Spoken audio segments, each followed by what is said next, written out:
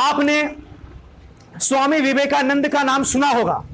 स्वामी विवेकानंद जो है कि पहले पढ़ नहीं पाते थे, सारी चीजें नहीं कर पाते थे। उनका बीए में इंग्लिश में स्कोर आया 50%। सिर्फ कितना आया?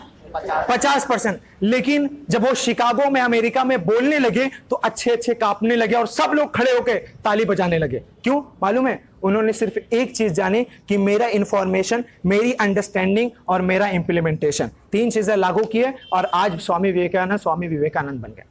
जब सर सैयद अहमद खां अलीगढ़ मुस्लिम यूनिवर्सिटी की एस्टैब्लिशमेंट कर रहे थे तो एक लाला के पास गए, लाला से कहें कि जरा मुझे दे दीजिए, कुछ मदद कर दीजिए, मुझे यूनिवर्सिटी लॉन्च करना है, यूनिवर्सिटी एस्टैब्लिशमेंट करना है। तो लाला ने ऐसे थूक दिया उनके हाथ पे, कह रहा थू यूनिवर्सिटी बनाओगे जो है कि। और जब लाला ने थूका तो वो थूक लेके वो जेब में रख लिए। सर सैयद अहमद खां इतनी बड़ी यूनिवर्सिटी के चांसलर, इतने बड़े यूनिवर्सिटी के फाउंडर थूक को रख लिए। लाला बड़ा परेशान हो गया। लाला ने पूछने लगा, अरे सर सैयद भाई आपने मेरा थूक क्यों रख लिया जेब में? कहे आपने तो ये भी दिया, कुछ लोग तो वो भी नहीं देते, इसलिए मैंने आपके थूक को संभाल के रखा। और उसके बाद उस वक्त में बताइए 1920 में इस्टेब्लिशमेंट हुआ था, 1920 में इस्टेब्लिशमेंट एमयू का हुआ था। उस वक्त 2 लाख रुपया लाला ने दिया था, इंप्रेस होके कि यार सर सैयद अहमद खां क्या आदमी है यार। ठीक है, अब जरा सोचिए कि आज अलीगढ़ मुस्लिम यूनिवर्सिटी रिसर्च यूनिवर्सिटी में इंडिया में 8वें नंबर पे आती है, टॉप 20 रैंक करती है। बीएचयू मदन मोहन मालवीय जी, आपको क्या लगता है ऐसे बीएचयू बन गया बनारस हिंदू यूनिवर्सिटी? नहीं, उनके पीछे उनका डेडिकेशन है, उसके पीछे वो कितना चले होंगे, कितना उनका पैर दुखा होगा, कितने उनके दिमाग दिखे होंगे, कितना उनको परेशानी हुई होगी। आज बीएचयू में हम जाके एडमिशन लेने के लिए तरसते हैं कि हमारा बीएचयू में एडमिशन हो जाए और हम जाके वहां पे पढ़ना चाहते हैं। आप इन सब चीजों पे सोचिए। एपीजे अब्दुल कलाम की जीवनी, आज हम जीवनी पढ़ते हैं तो अपने आप को ज्ञानी समझते हैं, सिर्फ उनकी जीवनी पढ़ के। जब सोचिए जीवनी पढ़ के हम अपने आप को ज्ञानी समझते हैं तो एपीजे अब्दुल कलाम कोई नॉर्मल इंसान थे, कोई आम आदमी थे वो? जब उनकी जीवनी पढ़ के हम अपने आप को ज्ञानी समझते हैं। इसलिए क्या करना है आपको? क्या करना है? इंफॉर्मेशन।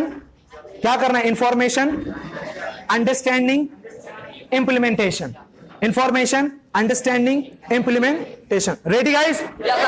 तो बोलिए information, information, understanding, implementation, implementation. चलो समझ में आ गई बात? Any problem? मैंने किसका एग्जाम्पल दिया? मैंने किसका एग्जाम्पल दिया? सर सैयद अहमद खां का। मैंने किसका एग्जाम्पल दिया? स्वामी विवेकानंद का। मैंने किसका एग्जाम्पल दिया? एपीजे अब्दुल कलाम का। एक एग्जाम्पल और सुनो, यही बनारस की नगरी में कबीर दास बैठा करते थे, जहां पे कबीर दास एक मुस्लिम परिवार में पैदा हुए, सब पंडित रहते थे, सब हिंदू रहते थे। क्या कबीर दास को कभी कोई सताया, कोई परेशान किया? इस मार्टिनगंज में मुस्लिम लड़का कोई शिक्षा में नहीं आया, कोचिंग नहीं खोला। अब्दुल्ला ने कोचिंग खोल के आज 400 लोग को बैठा के यहाँ पे शिक्षा दे रहा है। क्या मुस्लिम पहले कोई यहाँ पे शिक्षा का काम किया था? कोई कॉलेज है, कोई स्कूल है? इसका मतलब धर्म और जाति से कुछ नहीं होता। अच्छा ज्ञान दे दोगे तो चाहे हिंदू हो, चाहे मुस्लिम हो, चाहे कोई जाति बिरादरी को, आपके लिए ताली बजाएगा। भाई समझ में आ रही है? कबीर दास उस वक्त कह दिए कि काल करे सो आज कर, आज करे सो अब, पल में परले होई बहुरी करोगे कब। बताओ, उस वक्त उन्होंने बोल दिया। उस वक्त जो है कि सर सैयद अहमद खान ने, मिर्जा गालिब ने बोल दिया कि ये चांद तू इतना ऊंचाई से इतना क्यों इतराता है? ये चांद तू इतनी ऊंचाई से इतना क्यों इतराता है? तुझे ये नहीं पता कि तू जमीन से भी नजर आता है। छोटी छोटी बात जो उस वक्त उन्होंने बोली थी, आज हम पे लागू होती है। आज थोड़ा सा तो बाइक निकलवा लिए तो इतना फूल माला डाल के चलेंगे। कहा भाई लोग, अरे स्प्लेंडर प्रो निकलवाए। अब स्प्लेंडर प्रो से ऐसा लग रहा है कि हवाई जहाज निकाल के बैठे हैं हम।